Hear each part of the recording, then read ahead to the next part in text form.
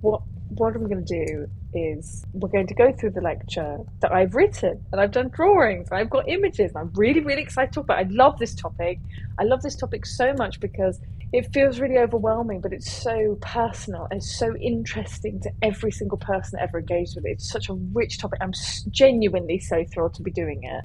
Today, specifically, I just want to invite you all into a conversation about a very human branch of philosophy within architecture called architectural phenomenology. In terms of how that word comes across, phenomenology, it sounds really heavy, it sounds really intimidating, and honestly, I think a lot of people go through it and go, what the fuck is phenomenology? And they go, no, I'm not interested. But out of most theories in architecture, this is actually probably the most accessible and easy to understand. It's okay if it doesn't make any sense right now, but it is really, really simple. And really at its core, this concept is just the study of our everyday first-person kind of human experience. So basically, the best way I can summarize it, the way architectural phenomenology engages with you is it's basically just the human experience in architecture.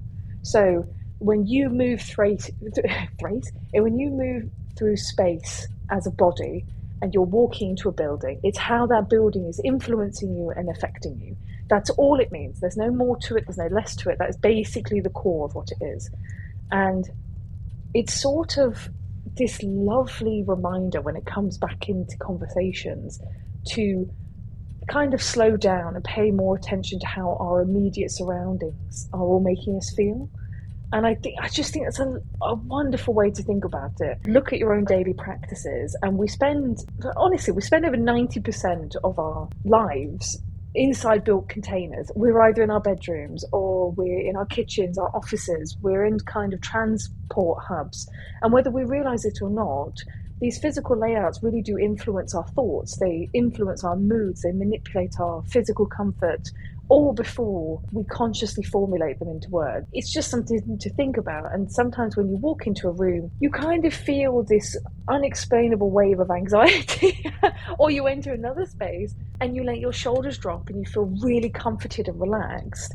And so here and now, what we're going to do in this is we're going to unpack why this happens, and we'll explore how architects have and kind of continue to design with the human response in mind. We'll go straight into the physical mechanics of the process. So your muscles and your posture and your breathing are actively responding to the variables like the height of your ceiling and the texture of your flooring every single second. There's a reason this is so important to look at, and the reason really you should give a shit about it.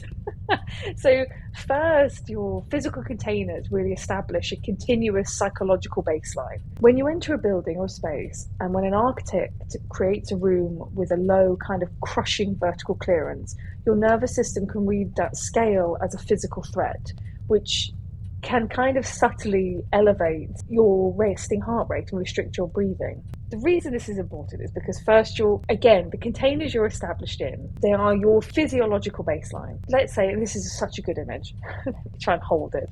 So this image is the Barbican estate, in London.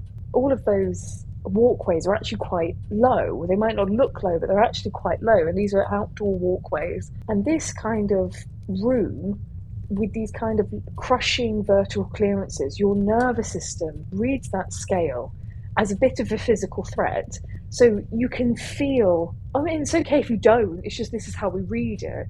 You can kind of see that angle is causing pressure down. This can elevate your resting heart rate and really restrict your breathing volume. Which is mad. I think that's crazy that it can do that. And secondly, the spatial conditioning impacts your long-term focus and cognitive fatigue. So living or working in kind of a featureless you know what I mean? Like the back rooms. Let's think back rooms, or like horrific office spaces. When you're living and working in these featureless, kind of hyper smooth environments that starve off the brain of any kind of peripheral sensory landmarks, which is strongly correlated with increased cortisol production and fragmented attention span. So when you're in these kind of spaces where there's nothing going on, you instinctively feel quite trapped. And for some reason, psychology has completely confirmed this, which is so interesting. And then thirdly, looking at how designers so basically when we go through this, we're going to look at designers like Not Altoid, Alvar Aalto and Zaha Hadid, they specifically structures their spaces to provide a proven blueprint. When we go through this lecture, we're going to look at how designers like Alvar Aalto and Zaha Hadid structure their spaces and provide a proven blueprint for physiological recovery. So they're aware of it, and we're going to discuss that, and they work against that kind of crushing sensation.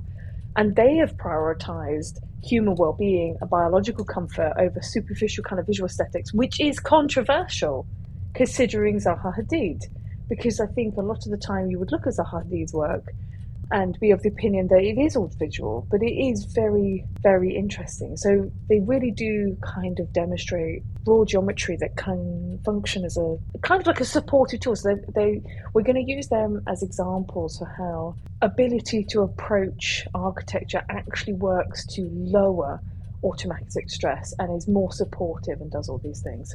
To understand how an environment quietly shapes your body, we really must analyze the interaction between the two crucial concepts, which are spatial geography and kinesthetic empathy. So spatial geography is a deliberate strategic alignment of physical boundaries, lighting gradients, the flooring changes, they're all designed to guide human movement along an exact trajectory without relying on signs or explicit directions. So for example, if you see there's a handrail going down the stairs, you might feel the urge to touch the handrail. Or if you have a corridor that's going down into a point, actually, let me show you my hands. So if you have a handrail that's a room that's kind of going down and towards a point, you will automatically feel kind of corralled into that direction. And so that's what spatial geography is. Kinesthetic empathy is the involuntary kind of somatic process, so the bodily process, where your nervous system internally stimulates the structural stress, the scale, the weight, and texture based on your surrounding architectural mass. So to explain it better, it's all to do with how our bodies do the whole fight or flight thing, the fear of a lion, fear of being attacked, and our bodies are always assessing our surroundings. It's just an evolutionary thing we've come up with and we've worked with. The fear of that really comes in and it really kicks in. But we still do that even when we're safe. And because there's less threats now, we think there are more subtle kind of psychological threats. So when you... how's the best way to explain this? So let me go back to the last slide actually. So when you walk into a space with this low, heavy, exposed concrete ceiling, like the one that I've just put back on the screen, your physical body doesn't look at it and just look at the material. It doesn't go, wow, concrete, wow, texture. It actively responds to it. And when you look closely at the image, so at the Barbican estate, this one here, again, apologies if you're just listening to this as a podcast, but there are slides on the screen. So when we're looking at this image, I just wanted you to notice how that kind of dark grey, unpolished concrete and the ceiling hangs so low that it would be very easy to imagine if you stood there, you could probably touch that ceiling. Or you can imagine the ability, like say you are taller and you could touch that ceiling. The deep recessed square grids that are casting those kind of heavy shadows directly over the path. So so I can't show you. I'm like pointing this way. So basically, when the shadow hits it, you can kind of see it back here where it's casting back that way. They're causing cast, like in certain lights, it just casts this huge beam of a light. And this creates kind of the sensation of this overhead containment. So not only being encased from above and on the sides, because there's a line underneath, you are being encased in its totality, and you can feel that sheer structural mass of the raw stone pressing down on the volume of the air around you. This specific design strategy really relies on intense spatial compression, and because the raw concrete carries immense physical weight, and it does float above, like directly above your head, which also is just incredible that material can do that. But it does, it doesn't look like there's any support. I know that our more contemporary minds can see that there's a support there, And we understand what rebar is, and we're all aware of that. But generally, it is floating and hovering above you. When you are aware that that concrete carries immense physical weight and it's just gently floating above you, your nervous system reads that physical mass as kind of a direct constraint. So the environmental psychologists demonstrate that our bodies react to these tight, heavy structural enclosures before our minds can really process them. So we're aware of it before we're really thinking about it. And as your eyes register that massive, unyielding surface hovering above your skull, your shoulders might. I'm creating a narrative here just because it's hard to explain it if you've never experienced it. So apologies if you never have.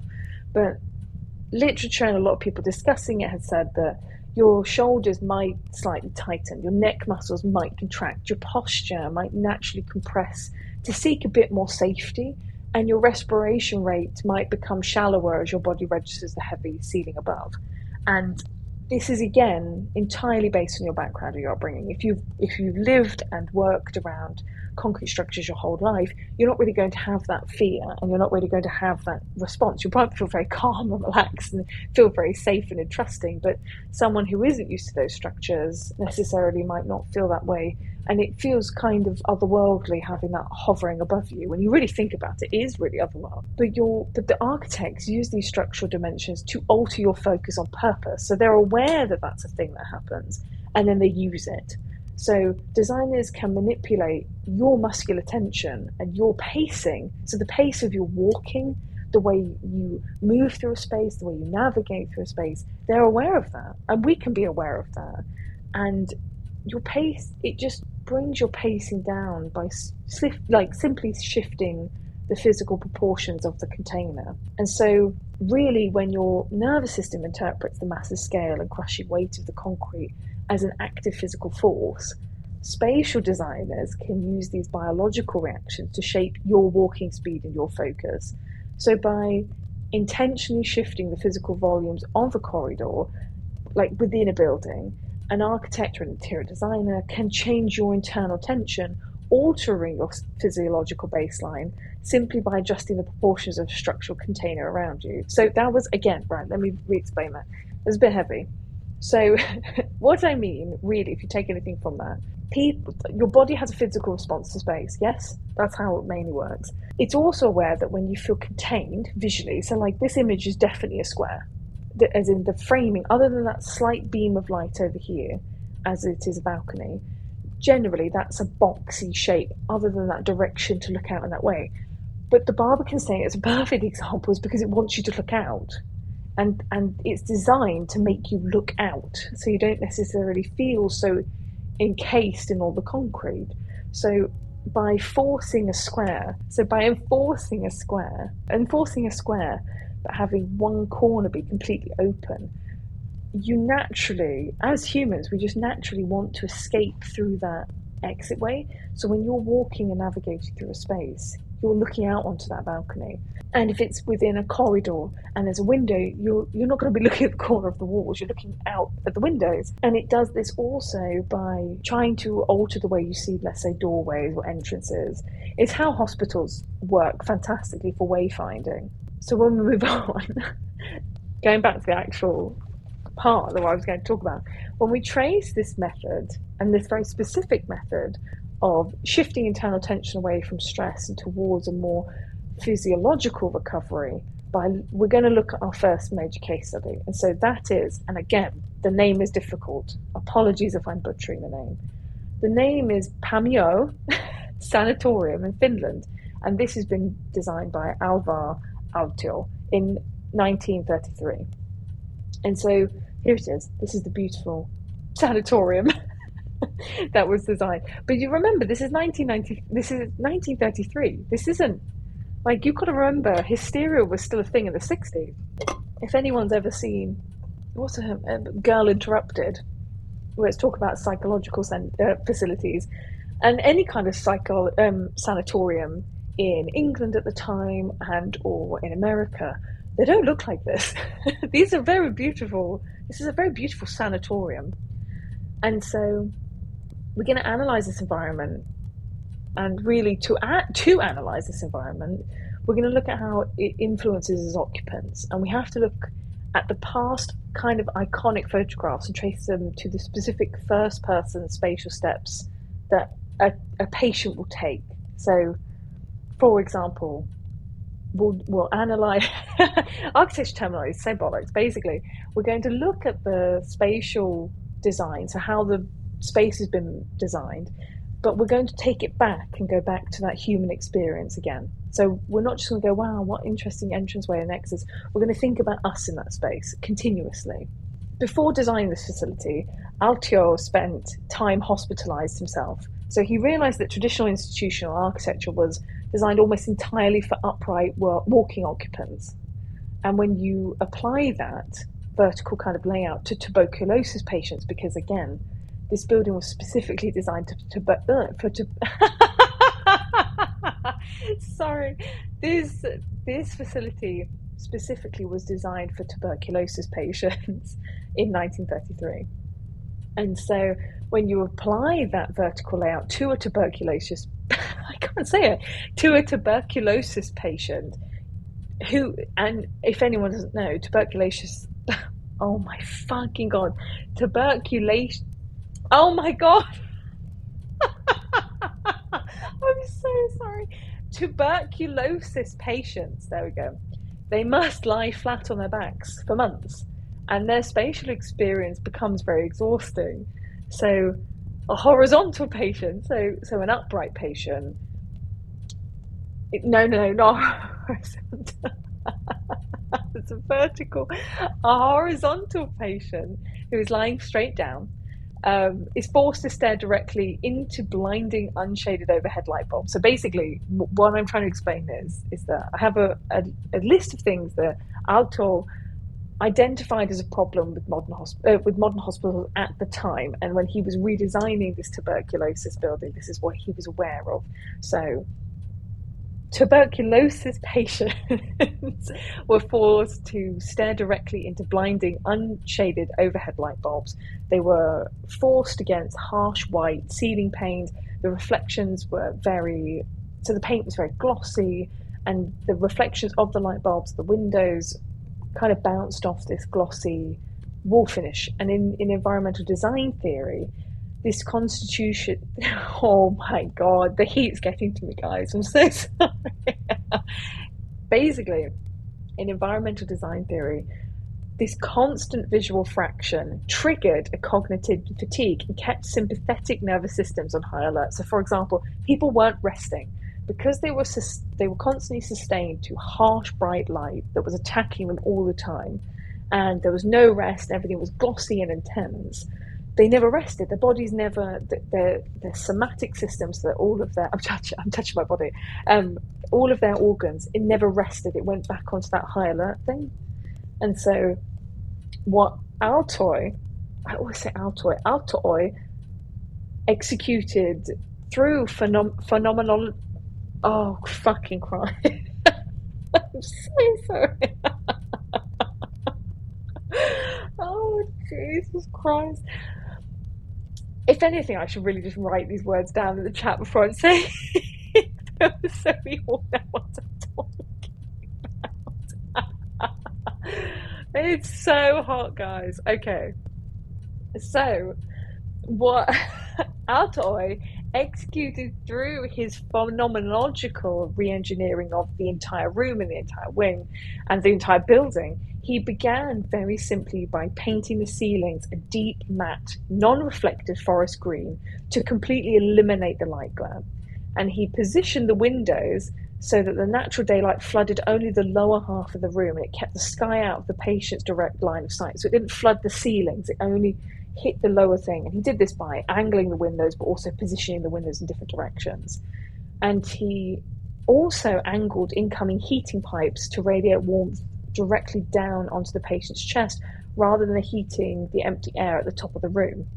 So he even redesigned the bathroom sinks. He even angled the porcelain bowls so the water hitting the basin made no splashing sound, and it created this really meditative, calm, quiet, acoustic environment. So the idea was that it was also fucking silent, so people's somatic systems and their nervous systems could just drop into this deep healing space. And so this image here, this is one of the patient rooms. And it's just so, I mean, it looks like an art studio. It doesn't look like a patient room. Ulrich, which is another architect, discovered that patients with views of trees actually required significantly less potent pain medication and were discharged days faster than patients facing a blank brick wall. So we still actually use that information today. So, and it's still completely relevant now. So in contemporary hospitals and recovery facilities, if you are in a space with lots of greenery, you do actually recover faster. And they don't really know why. I should have actually dug into that a bit more, but they're not entirely sure why. But it's to do with nature's effect on the body. And so Altoy was aware, I keep calling him Altoy. Let's just say his name's Altoy. Altoy was aware of this, and he was very aware that the matte ceilings managed the thermal. With that awareness, he also incorporated that, and that's why he used the green, because he felt that while this facility might not necessarily have the ability to bring plant life into every single room, and that wasn't sustainable for the staff and it wasn't sustainable for the patients to be constantly maintaining this and being aware of that noise and sensory influence, he introduced this green to try and help with that. And so by removing the visual glare and the acoustic kind of suddenness, the architecture lowers the environmental stress. So this is how phenomenology works. So it allowed the patient's body to de-escalate from that fight or flight state we were talking about earlier, and redirect the biological energy towards its cellular recovery. So again, as I keep saying, this environment was manipulated and engineered to reduce those intensive feelings in the body so that people could just enter and rest instead of having that kind of subtle, sympathetic panic. This is the diagram I drew today. It's a very rushed diagram because I felt like when I was preparing for this, I actually felt like I didn't have a clearer way of this is a diagram to just kind of give a baseline of what was going on in that room. So if we step back from the history of the sanatorium and we look directly at the diagram here, you'll see the kind of simple and beautiful rule of phenomenology. And this drawing maps out exactly how a vulnerable resting human body interacts with the physical geometry of a room. And so when we look at the drawing, you're kind of noticing that the patient, or I hope you're noticing, if you can see it, the patient is lying down in the bed. So there's a patient lying down in the bed, and it's just the room that I was describing before with the green paint, but it's just textual diagrams so that it's a section to make it a bit clearer. What I want you to notice is, how the patient is lying completely horizontal, the idea within. So when we're talking about the philosophy of phenomenology, and we talk about the idea of the lived body within architecture, and there's a fact that we do not experience the world as a detached mind, but we're constantly walking through it as physical flesh through our posture and our skin. So to say, and to put that maybe in a bit more clearer terms, to say that we are all existing with architecture through our eyes is quite an ignorant statement to make. We are not experiencing architecture through our eyes. We have so many different senses. They now believe that it's actually supposed to be quite common knowledge that the 5 senses, it's never been 5.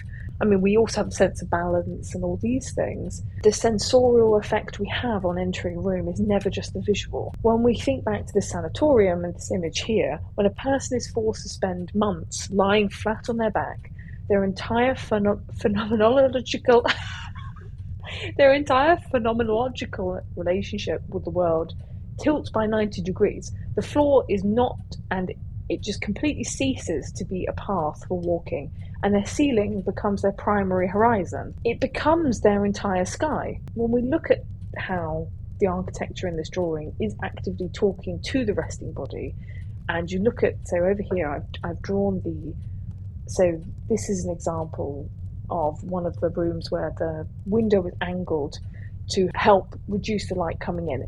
What isn't included in this drawing is that there's actually trees, and the landscape is designed to reduce the glare and the intensity of this light coming through. We also, hopefully you can see at the top line of the light path, it travels strictly across the bottom half of the room. So for example, this person is angled with their head facing towards the window, but they also have the entire ability to be facing the opposite end. The architect did not just place a window for the sake of a pretty facade. He calculated the exact path of the sun so that the natural daylight would warm the room, but the harsh, blinding glare of the sky would stay completely out of the patient's direct line of sight. And the architecture is actively protecting the fragile eye from the visual strain. I can hear what you're saying. Why wouldn't you just put something across the window? So we have now, it's quite common practice to put a tint or some sort of, but what that did was it still made visual dazzling across the top half of the room of that glare. So having the landscaping more buffering the environment and the windows coming in, and admittedly in this image there are blinds, but having that passive thing. So like, okay, so you've got to think of it more from a human experience. Say you, a medical professional in this building, you've walked in, you've checked on the patient, you're a tuberculosis patient, and you've come in, you've opened the window to let some fresh air in, you've walked straight out. You have completely forgotten to draw the blinds again, but your tuberculosis patient is still laying there, maybe asleep, maybe not asleep, being beaten down by the sun. And the idea was that humans, we're naturally quite neglectful creatures, and that's fine. It's okay, I think, to understand that people are forgetful and not able to exist in this kind of functional way is fine. It's just part of life. And so the fascinating part of this building is that he was aware of this. He was aware that these things happen. So the building became the passive support all the time. And that's why it's important. The other thing is that the material choice also acts like a visual sponge. So the materials in the room absorbed the excess light and gave the eyes a softer, quieter space to rest. And the other way this did this, which by the way is just through, I'm pretty sure they reduced the glare on the flooring, so they didn't do high polished timber, which was very fashionable at the time. They also, that green paint was also a light absorber, but it was matte, it wasn't glossy, which in a lot of hospitals, of course, it's a glossy finish, isn't it, for hygiene purposes, or perceived hygiene purposes. It's like, what's a good example? So I don't know if anyone's ever worked in a kitchen, but basically, in the UK at least, you're not allowed, and it's highly recommended based on health and safety, to not wear gloves while handling meat or vegetables or chopping any of that stuff, because you're less likely to wash your hands. And so sometimes the perception of something being plasticky and high gloss that's easily wipeable tricks your mind into thinking it's more hygienic than it is. I mean, think about your phone, for example. Your phone is disgusting. Your phone's disgusting, and it's a bright, shiny surface. And that's kind of the idea of the matte surfaces as well, is that it brings that awareness that while you may look at this, and as I even said, it looks more like an artist space than it does a hospital room, that's part of it as well. Then finally, on this image, which is incorrect because I wanted to show how this wasn't, I think it's quite hard to explain how the pipe works. So basically, it's a translucent kind of red wave that's radiating from the ceiling pipe the pipe near the ceiling. If you can see, it's bright red. Instead of relying on air pushing it down, I should have probably drawn this diagram a little bit better, but basically, the way this building originally operated was, and the way at the time these buildings all operated, was they would use heating through water pipes. They would use steam and water pipes, and there would be vents behind the walls to push hot air in. But what that produced was a hissing sound that happened all the time. The heat also travelled in this kind of invisible way that was quite intensive. But that wasn't the problem. The problem was the placement. So in this drawing, it shows that the pipe was right at the top of the ceiling in terms for maintenance. And so what he did was he actually reduced it and brought it all the way down nearer to chest level so that the heat continuously kept warming the patients. It's just so, isn't that so fascinating? That tiny detail of just going, no, let's reduce the height actually made such an enormous impact on these patients. And then obviously, of course, which I don't have an image of, which was basically impossible to find, was the sinks in the corners. So I did draw a sink here, but they were angled so that a drop of water would make no splashing sound against the porcelain. So it's industrial design as well. It's not just, sometimes with architecture, it's not just the large scale, it's the small scale, which is industrial design. I've been talking all about all of this, but why does any of this fucking matter? Why does any of this matter in terms of understanding phenomenology?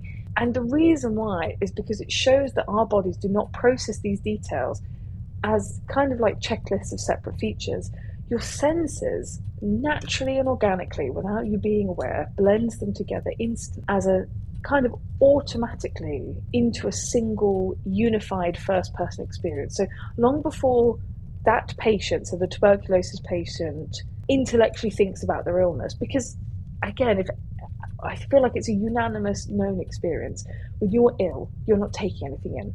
When you're really, really poorly and really unwell, you're not walking to a space going, I hope this room's acceptable. You're just trying to get better. And so your nervous system has already gathered all of these quiet cues that it's safe to rest. And because the room lacks visual glare, the heat is handled entirely silently, and the dampness of kind of sharp echoes has been resolved. The body registers this as an entirely safe and protected. So your body rests without you even having to think about it.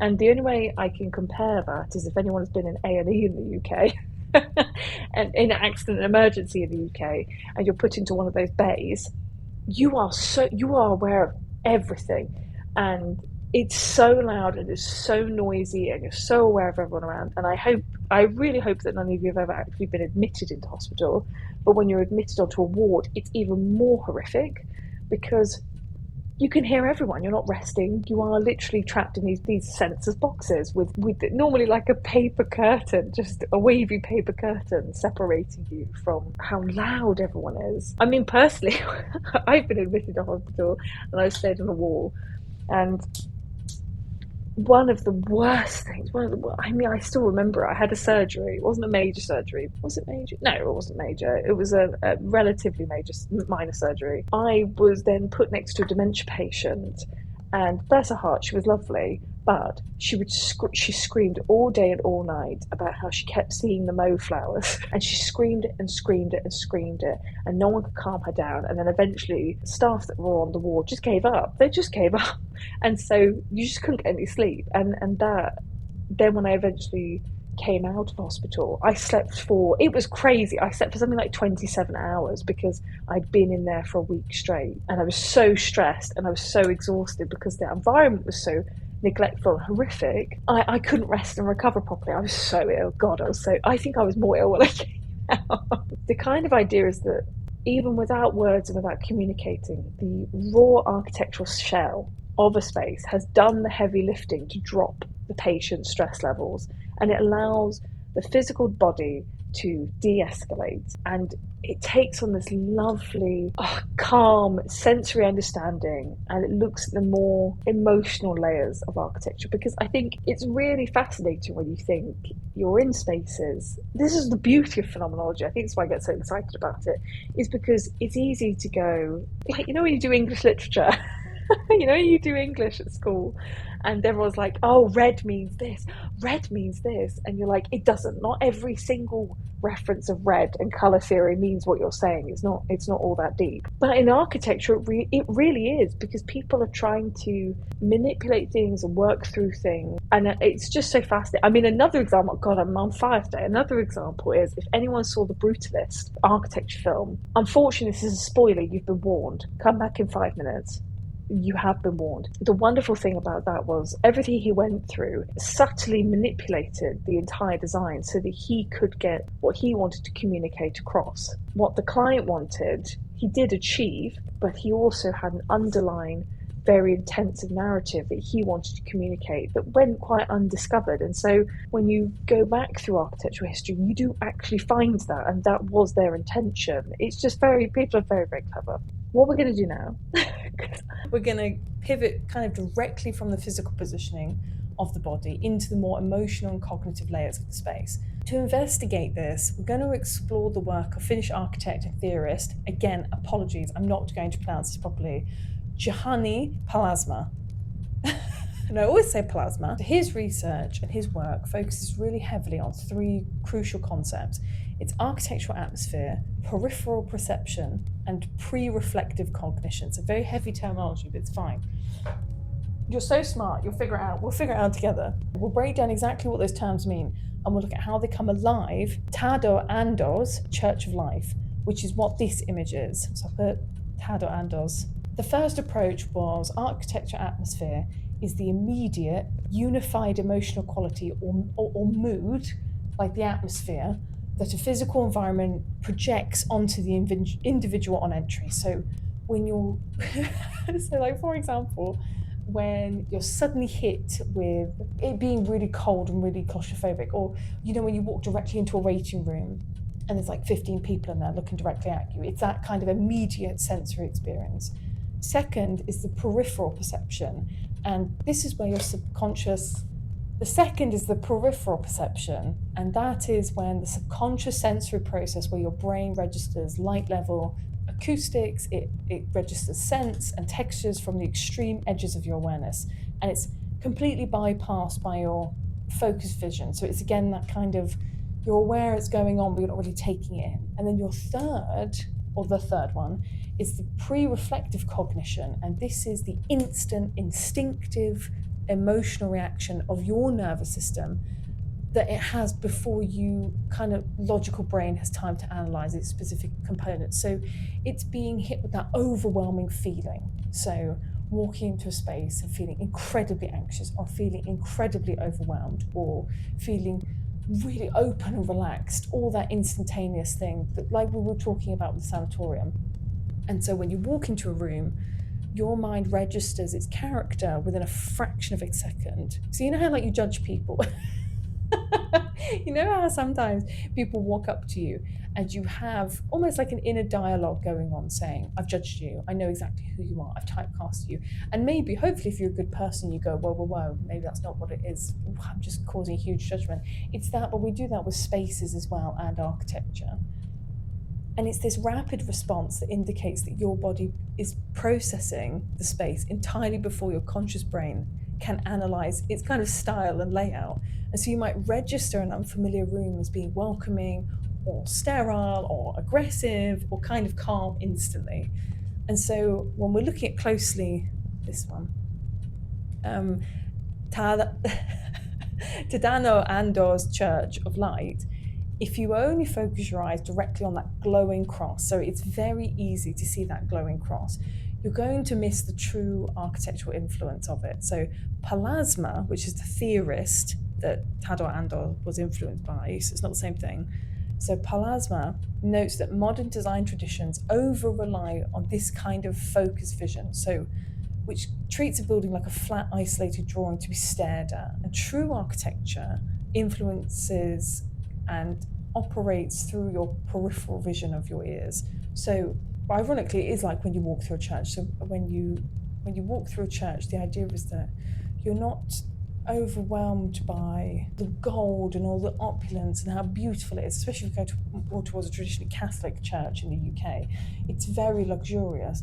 And what Palasma says is that's not what influences you, because that's just a space, that's just a visual. What actually influences you is how people are working in that space. So when you're entering a space and everyone's really quiet, you're actively already being more gentler with how you're engaging with that space. You're walking in, you're more conscious of what you're doing because it's already silent, and there's a space with very intense echo. You entirely change your approach from entering the building. Because it might be like a really good example is, entering a church from a very busy location.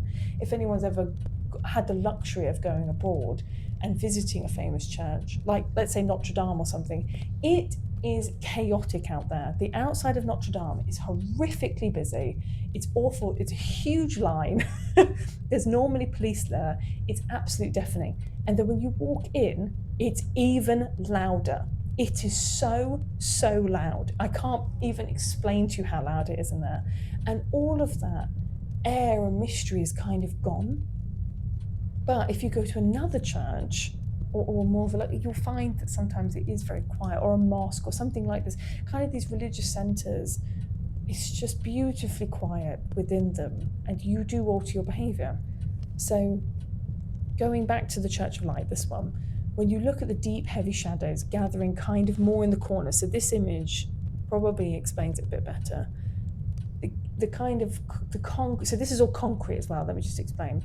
So you're noticing more of how the raw, unpolished texture of the walls absorb the light rather than bouncing off of it. So you're seeing how that that beam of light he's made, especially the one at the top, right about here, it's not a sharp beam, a sharp beam of light. It is almost like blurred bleeding, like ink, like water, and that's intentional. And so your peripheral perception of this is constantly drinking in these ambient cues, and at the same time, your ears are registering the absolute silence or the kind of hollow acoustic echo of the concrete envelope. And this surrounding sensory climate triggers your pre-reflective cognition. And so your heart rate would slow down, your posture becomes very still. There's a wave of quiet reverence that hits your nervous system, and the geometry of the shadows, the kind of coolness of the air, or the hot or the heat, depending on where you are, that sharp beam of light works together to form a very powerful emotional climate. Just take a drink.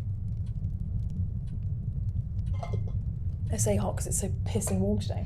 So the combination shows how raw architectural choices can strongly influence your internal mood long before your logical mind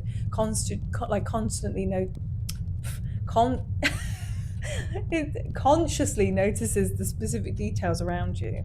So I know that's really heavy terminology. I know that's really, and to kind of be completely honest with you, these kind of deep human experiences are really hard to express when you haven't lived through them firsthand. But I just really want to try my best to explain it to you. And I'm trying to think of a way to explain it to you. So, okay, so for example, I once had the luxury of visiting Daniel Lubinsky's Jewish Museum in Berlin. It's incredibly famous. It's so famous, I've heard about it all through my architecture fucking education. Everyone honestly wanks about it. People adore that building, my God. And so I was never really taken by the images. When I was walking through the main galleries, I will admit, I was really disappointed. At first, I just didn't think, I don't know, the geometry was quite interesting, but it just felt really detached. And I mean, admittedly, I don't know, it just wasn't really my thing. Not the actual exhibit, but the space was so bigged up to me after all these years that I thought it'd be more impressive, but I just wasn't really interested. But then, as I was walking around, I then walked into this kind of dark underground axis and entered the giant concrete volume known as the Holocaust Tower. And the moment I stepped inside that tower, the unheated kind of like concrete void and these metal doors, so let me better explain it.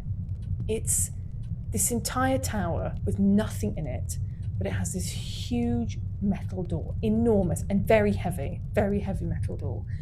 And it doesn't slam, but it doesn't close softly either. And when I visited, it was kind of in the dead of winter, and the space was so cold. It was really cold. The walls are all raw, they're all uninsulated because it's all concrete. And the room was this very intensive acoustic echo chamber. And even the slightest kind of like movement from your shoes or you breathing in the room, it just cut through the air.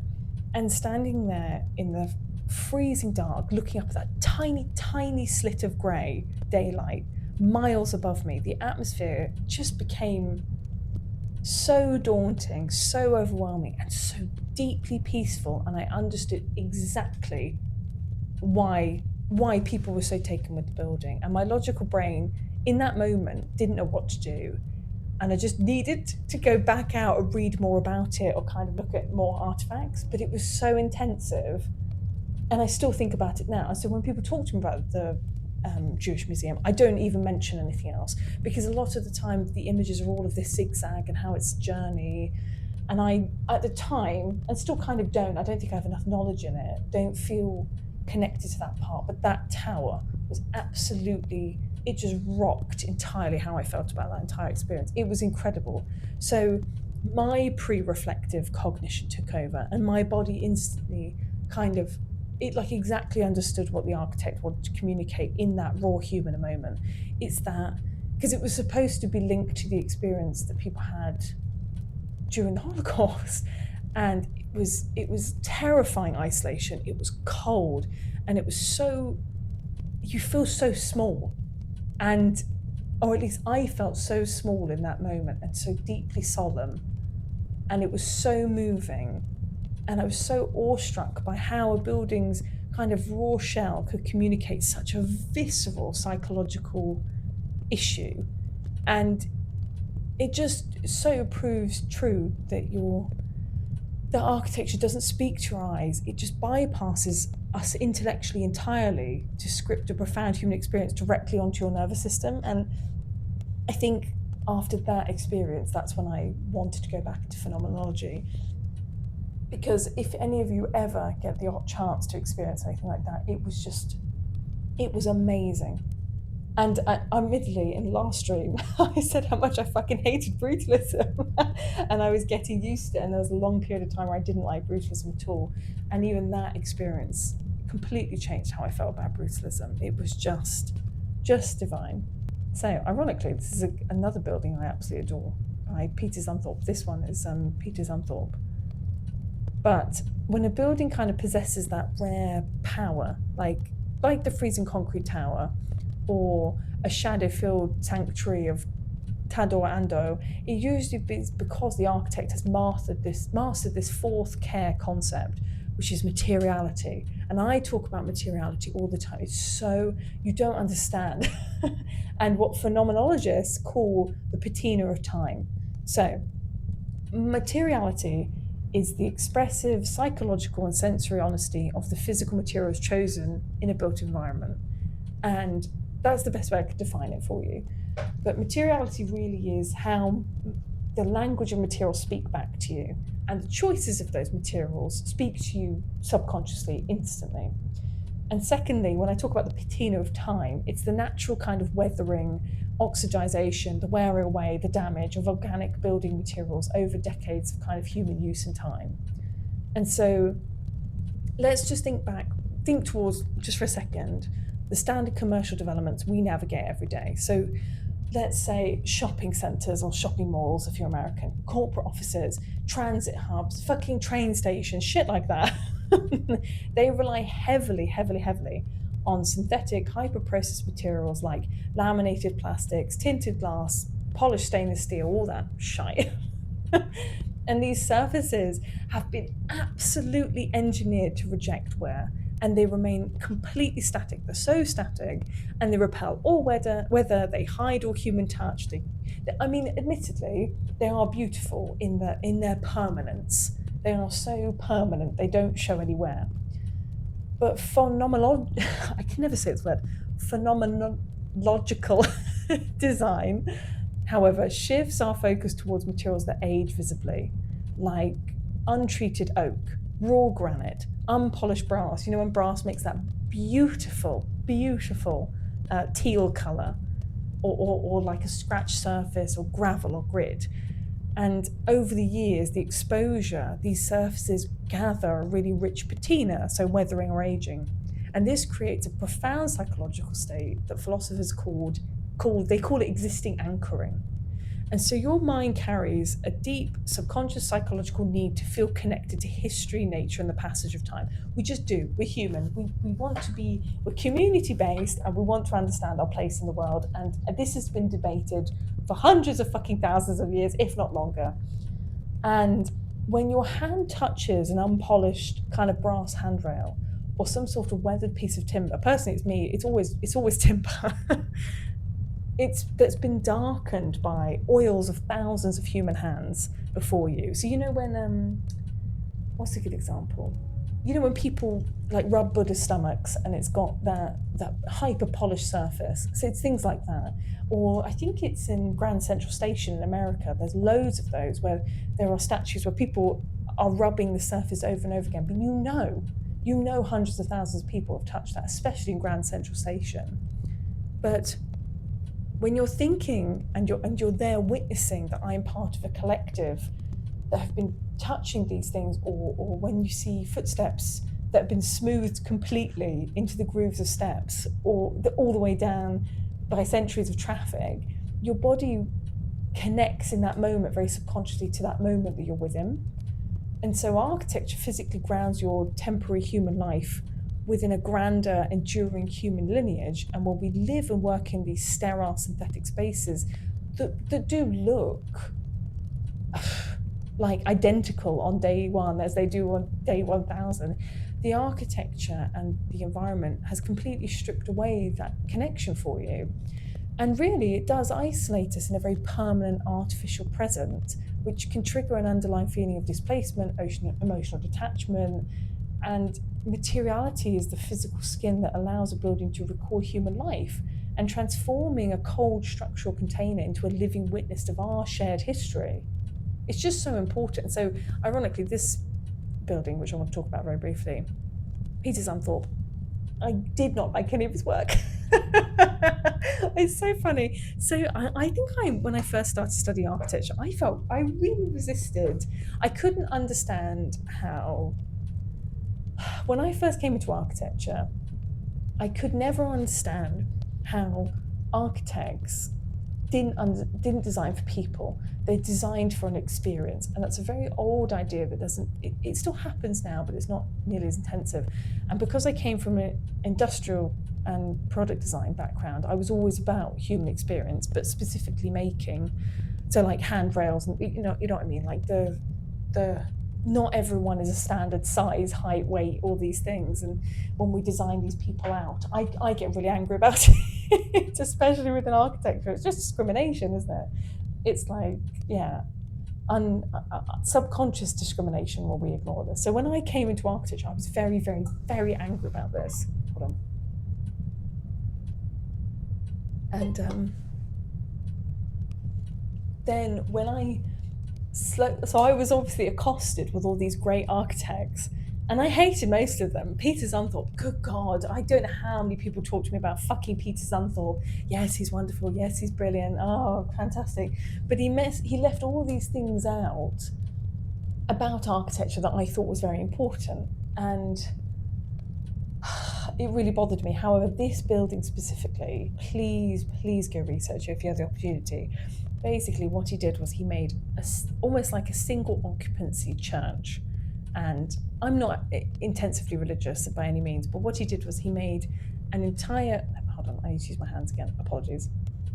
He made an entire timber structure within, and it's like a cone, and he stacked timber thickly throughout, and then he poured concrete on the outside of that timber frame.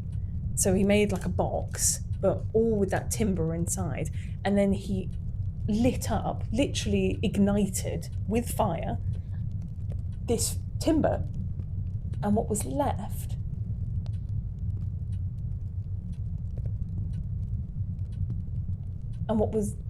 was this building. But you can see, so on the texture of that entire building is the marks of the wood that's been cast, and then it's completely like charcoalized, it's completely black because of the way the timber was burnt through. And it's on a bucket list. I have a bit of a bucket list, and that's one of them. I want to go, I want to see it. God, it just looks incredible. And it's in the middle of bumfuck nowhere. It's in the middle of a field. There's like a few buildings that I want to go see, and they all seem to be incredibly isolated.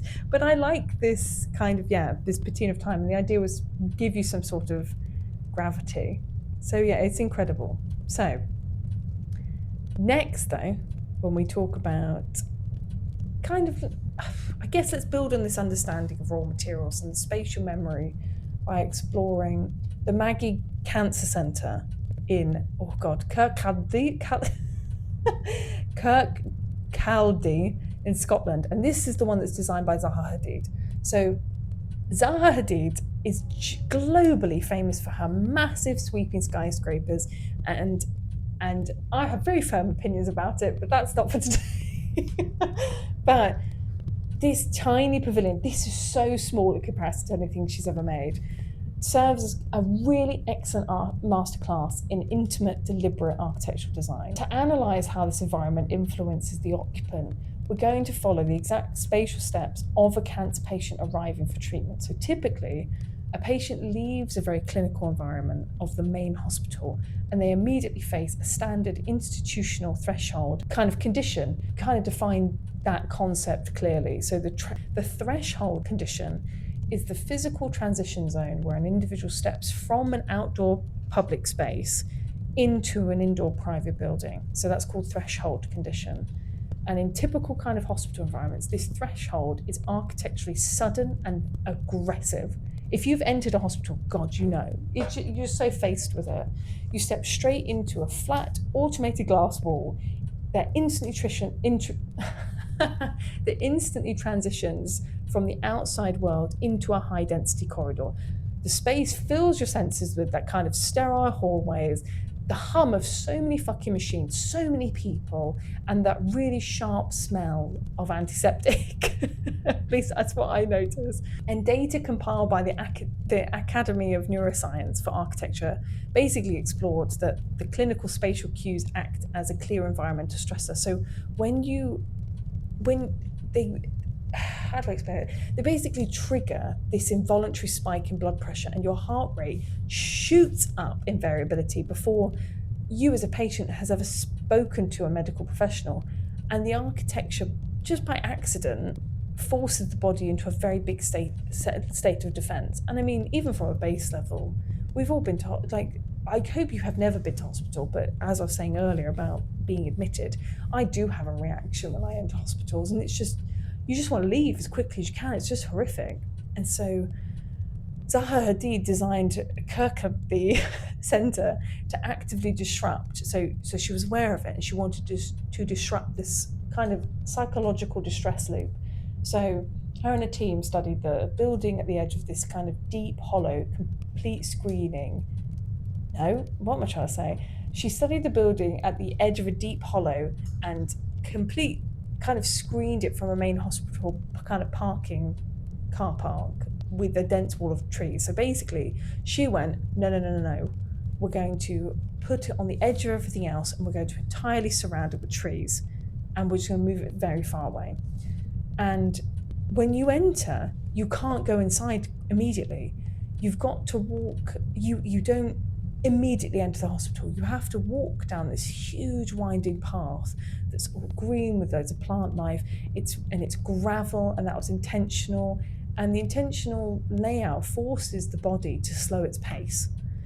And the heavy crunch of the gravel underfoot provided a distinct acoustic landmark that anchored your attention to the ground beneath you. So the idea was that the sensory environment wasn't that kind of clinical sound. It softened everything instantly by the landscape architecture, and the only thing you were necessarily focusing on was the gravel texture beneath you. And so when you reach the door, your hand, which is so incredible, they designed it so that your hand interacted with a warm, solid piece of wood rather than the industrial freezing steel. So the interior layout as well was completely concealed any medical equipment, and it drew you in instead to the central kitchen space and structured around a communal kind of timber table. It's here, this image, but there's not actually many photos of it. I couldn't find too many images of it. But the idea was that you would walk in, and the way you entered, you never entered a reception, you entered a kitchen first. And within that kitchen, there was a giant fireplace, but it was all surrounded by this greenery. So you were never, this layout relied very heavily on empirical principles with neuroarchitecture. So neuroarchitecture, big word, is a collaborative discipline that uses neuroscience to measure exactly how physical design elements, like your ceiling heights that we were talking about earlier, like acoustic resonance and your materials, alter human brain chemistry and automatic nervous system responses. So Hadid's design mirrors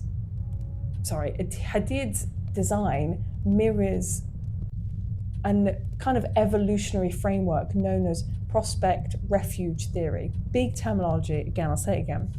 Prospect refuge theory is an environmental philosophical framework stating that human beings feel inherently safe and calm in spaces that offer clear views, known as a prospect, so it's somewhere you can go, while providing a safe, secure, protected back known as a refuge. So the best way I can explain it is why we all fucking love a cave.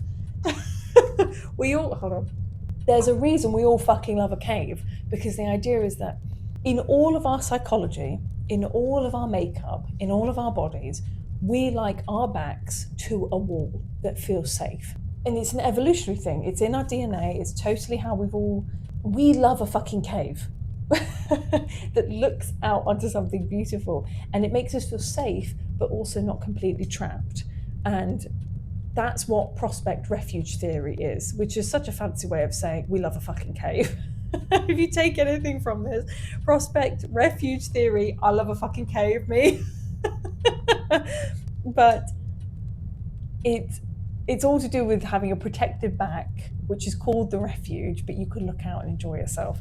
So by placing in Zaha Hadid's design, placing the communal kitchen table against that solid, warm timber wall, which the table was also timber, and then opening up this panoramic view. So this is where the kitchen looks out of, but that's down here. This is the kitchen itself.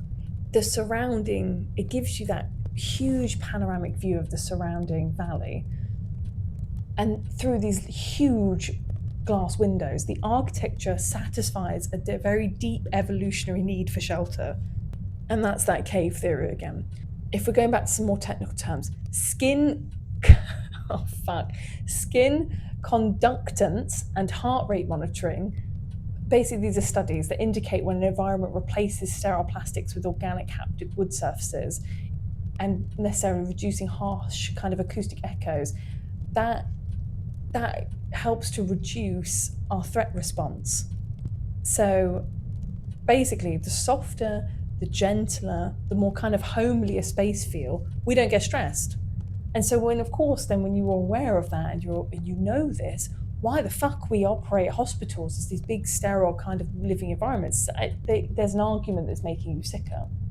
But it's the parasympathetic nervous system, so that somatic, sympathetic nervous system can then take over. It allows the patient to feel calmer. There's a more grounded state. And Hadid utilised natural materials and these thoughtful winding paths and altered thresholds, so the entrance again, to demonstrate how a building can function as a genuine neurological sanctuary rather than just saying, oh, this is lovely, everyone's relaxed. So the idea was that you were very embodied in your relaxation of it all. So interesting. So this is a shocking diagram I drew, so apologies. I'm very unhappy with this diagram, but let's just take a moment to analyze this fucking shit diagram. So everything we've unpacked, from the heavy kind of looming concrete walkways of the Barbican, do you remember we talked about that? The Aalto's deep calculated patient rooms, so the what am I trying to say? The sanatorium, and then Hadid's calming, winding garden threshold in Scotland. These all come down to three core architectural dimensions. And so if you look at the raw geometry of a drawing, you can see that these layers do not function as isolated variables. They form as an active overlapping system that constantly interfaces with your automatic nervous system. So when we're tracing exactly how these invisible forces are noted in an architectural drawing, the first dimension, which is on this shite drawing, the first dimension is our movement paths. So when you see highlighted, at the base here, so it says 1. These are horizontal, radiated, dashing kind of vector lines. They're just arrows, basically, and they're following underneath the person's feet. In architectural theory, circulation is the baseline framework for physical pacing. So the precise geometry of an entranceway, the width of a corridor, the frequency of your turns and how many times you have to fucking move around in a direction, they dictate the velocity of your pace. So it's called a gait. So it means like the strides in your step. I'm trying to do it here, the strides in your step. And that also obviously increases your rate of respiration, so heavy breathing. And when an architect intentionally elongates a threshold or introduces that kind of winding, curved sequence, they are using the physical distance as a tool.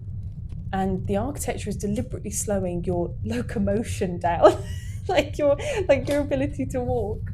Oh, this camera, hold on. Yeah, I love that word, locomotion. I wrote that down and I thought that was a great word. It's in my little notebook. I always forget that. but it stretches out your arrival time to give your nervous system the necessary buffer zone to transition away from outside street and intensity and anxiety and de-escalate your resting heart rate. And the second dimension is our surface materials that visualize on the right wall, this awful drawing, by that dense kind of texturized like hatching. So it's like the lines, loads of lines, and it kind of fades into ripples. So it's like a radiating, think like a soundbar. I should really get a curse. I'm indicating it on my mouse pad. But when a room embraces the honesty of, let's say, like raw timber or exposed brick or an unpolished stone, that kind of heavy texture, it fundamentally alters how energy moves through that enclosure. So with the diagram, these texturized boundaries act as a physical filter for the room's atmosphere. So they don't look aesthetic, even though I think a lot of the times we will walk into a room and go, God, I love that wall. Oh, I love the raw concrete look, all these things. Their microscopic activity and the physical density actively absorbs the excess vital glare, and it kind of dampens the sharp acoustic reflection. So for example, if I go back to the concrete thing, polished concrete or very well poured concrete has a more intense of an acoustic resonance than a more textured one, and so that changes how the room is muted from noise, and it eliminates kind of harsh bouncy light, and the materiality itself prevents that sensory overstimulation. But it also reduces the background friction of the room, which directly protects the viewer from any kind of cognitive fatigue and lowers that baseline cortisol production. So when we were talking about, again, how when you're stuck in an office room or just a blank white room, boxy room with nothing going on, that actually gives you more cognitive fatigue. It makes you more mentally exhausted than in a room with lots and lots of detail. And the third in this diagram is the spatial scale. So it's at the top. It's at the top. My little finger. It's at the top there. It's our spatial scale. So it's the translucent kind of compression mass of the fine vertical down arrow. So it's the arrows going fucking down towards the blue guy, and the literal volumetric proportions of the room. So the ratio between the height of the ceiling and the span of the walls, that kind of intensity of the room being small. This acts as a silent structural mold for your body. I'm so thirsty, guys. And so as we discussed earlier, when we're looking specifically brutalist architecture, so we were talking about the Barbican Centre earlier, your motor cortex automatically and involuntarily stimulates the physical strain. And so hold on, let me try and reword that. So what I mean is that your brain takes on board subconsciously the weight, the pressure, because it's aware that concrete's fucking heavy. So while you might look at concrete and go, oh, it's up there, it's strong, your body does naturally go, that's fucking heavy. And unless, as I said earlier, this is obviously all entirely different than if you've grown up with concrete around you ever since you've been born. And en masse, like let's say you grew up on the Barbican estate, you probably wouldn't think of that. But for majority of people, you would feel the awareness that concrete is an enormous mass of material, and that it subconsciously influences you to feel that compression. And so when a ceiling is drooped low or a volume is kind of tightly compressed, your posture, your neck muscles and your breathing pattern instinctively kind of constrict in order to seek shelter. So you're kind of trying to fastly get out of the potential danger. And it's that same thing of, Neanderthals and loving caves. If we sense there's kind of that physicless? The physics don't necessarily make sense unless you understand how concrete works, but our bodies still feel pushed through it, and the architecture uses that sheer kind of physical volume to modulate your internal muscular tension and your spatial focus. So it might not put as much detail on the walls, and it might lower the ceilings to make you feel like you need to go through it quicker. So a lot of corridors use that as kind of transit routes. And so when we layer these three dimensions together, you can clearly see that the core kind of epistemology rule of architecture phenomenology, and let me say that again. So it's the epistemological rule of architectural phenomenological. I can't say it. It's basically just saying that a building is not a passive backdrop in your life. It's never buildings have never been passive. They're so active in how they influence you, and it's this kind of continuous physical intervention that alters your biology and your mind every single day. And kind of as this appalling diagram is illustrated to you, your body is permanently suspended within this sensory intersection of all these three things. And by understanding how your movement paths regulate your pace, and how the surface material filters through your senses, how the spatial scale kind of conditions your muscles and your movement, you can see exactly how a layout quietly constructs our internal comfort long before our conscious brains even notice the design. So long before we go, this is an ugly room, this is an ugly building, it's influenced you. And I just want you to take this empirical kind of understanding and look at what it means for how you kind of choose to live your life and how you choose to design going forward. So we've reached kind of towards the end, but I want to look directly at what we have learned and kind of why you should give a shit, guys. Why should you give a shit? Who cares? Honestly, yeah, buildings influence me. Who gives a shit? When we begin this all by kind of acknowledging that human beings frequently operate at a level of spatial autopilot. So you really are, majority of your time, you've got busy lives, you've got things on. You're not spending every single day looking around corners seeing if you're being influenced by a building. But you are technically on a spatial autopilot. You're blindly navigating the built environment while assuming your internal mood, your stress peaks, your kind of inability to focus and your attention is fracturing are just your problem. It's you, you're the issue. There's something fucking wrong with you. You're having a psychological failure. But when we actually look at your environment through the lens of architectural phenomenology, you need to dismantle that assumption. You really do. Take it on board.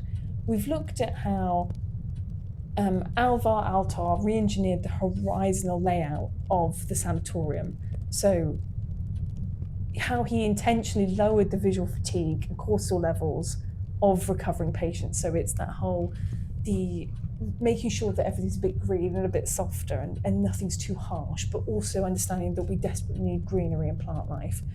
We explored how Zaha Hadid elongated the entry sequence at the Maggie Centre to disrupt the psychological trauma slope of standard healthcare thresholds, that real assault of suddenly being in a stressful situation, and transformed a kind of physical container into a more protective sanctuary of calm. And really, why does this complete body of research matter to you at all right now? Because I think it's really important to always ask, why the fuck should you care, by the way? That's why I always say this, why the fuck should you care? And the reason is because it proves that the geometry of your rooms, the friction of your floor, the depth of your pathways, and the honesty of the materials, they're actively participating in your brain chemistry every single second. And architecture is never passive. I really mean it. I'm going to keep saying it. Architecture is never a kind of passive backdrop for your human life. It's an aggressive, ongoing intervention into the human nervous system. And when you leave this and your task is kind of, if I'm trying to get you to do anything, just get out of autopilot mode. Practice sensory subtraction when you walk around your office or your home or your local kind of transit hub. Look past the superficial decorations and elevate the raw bones of your structural container, aka your fucking house and your room, and pay attention to where, things like your shoulders drop, you feel tense, your heart rate spikes, you feel fidgety, things are wrong, or you feel anxious, because that's how your threshold, and necessarily the threshold transition, is influencing you. And I think once you've kind of, this is the beauty of education, once you are able to read this and you see this, you see that your body's being manipulated, you're able to read this kind of secret script, aren't you? It's like you gain power to rewrite your own personal space with relationships. And I think it's really important to be aware that it's not always about you and your brain, and if there's something wrong with you, you are being manipulated. That's the idea. And especially when you enter famous architectural buildings, sometimes I think we tend to feel we have to enter these beautiful buildings and go, oh, I must take pictures and I must remember this memory forever. And or should I be feeling this way? But you should entirely be thinking about how you feel in buildings. How do you move through them? How do you feel in them? Do you feel calm, stressed, anxious? Because part of that will be your own psychology speaking back to you, but also that will be the building speaking to you. It's having an influence on you. And so that's all I got to say, guys. My big fucking rant. That's kind of the end of the lecture.